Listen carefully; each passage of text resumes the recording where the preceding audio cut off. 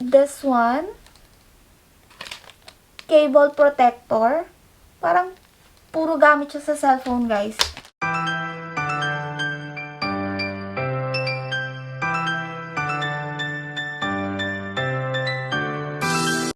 Hi guys! Welcome back to my channel. For today's video, nakikita niyo naman sa title, mag-unbox tayo ng mystery box from Lazada. Dumating na yung in-order ko from Lazada.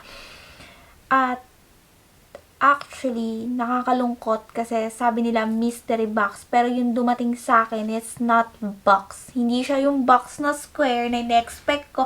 Na nakita ko dun sa online kasi nakalagay doon box. Ang dumating sa akin guys is plastic. Ito siya.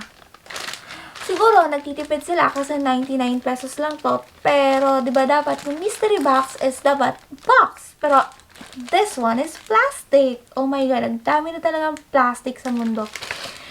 Ay, naihugot ko pa yon. Anyway. So, tingnan na natin kung worth it tong 99 pesos mystery box na to. Samahan nyo ako, buksan na natin. Sisimulan ko dito sa unang plastic.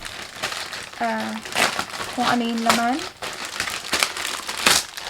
Unang item is this USB light. Aha, pwede to. Sulat ko yung amount dito. Kung magkano to. Tingnan natin kung worth it yung 99 pesos natin. Ito yung first item. Second item is this one. Cable protector. Parang puro gamit siya sa cellphone, guys. And then, next one is a wire. Pero,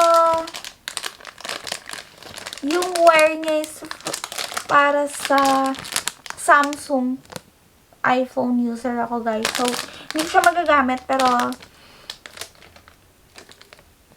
ito siya.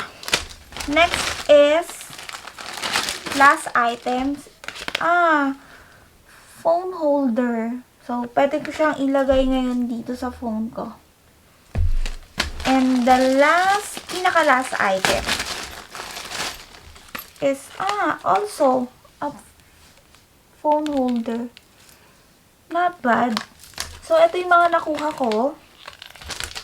I don't know if worth it. Ito.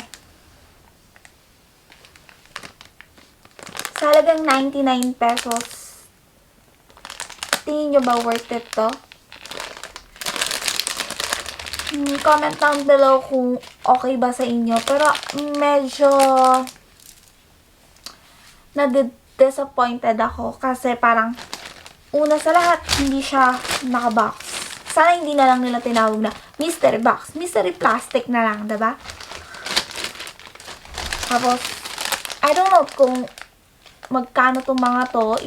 Ipapakita ko na lang sa inyo. Susulat ko na lang kung worth it ba itong 99 pesos na to. So, hanggang doon na lang guys. Medyo disappointed talaga ako. Hindi ko alam kung ano yung feeling, ano yung nararamdaman ko. Parang hindi naman kasi naka-plastic siya guys eh. Ayan o, naka-plastic siya. Shout out Lazada! Kung ano yung binibenta nyo, yun lang. Kung ano yung sinulat nyo, yun. Box, diba? Kaya ba naging box yung plastic? Siguro baka nagtitipid kayo kasi mura lang siya. Pero dapat, box pa rin, diba? Kasi yun nga yun eh, mystery box. Anyway, sulat ko na lang kung mga magkano to para malaman nyo din naman kung worth it talaga yung pagkabili ko kahit wala siyang box. Yun lang naman.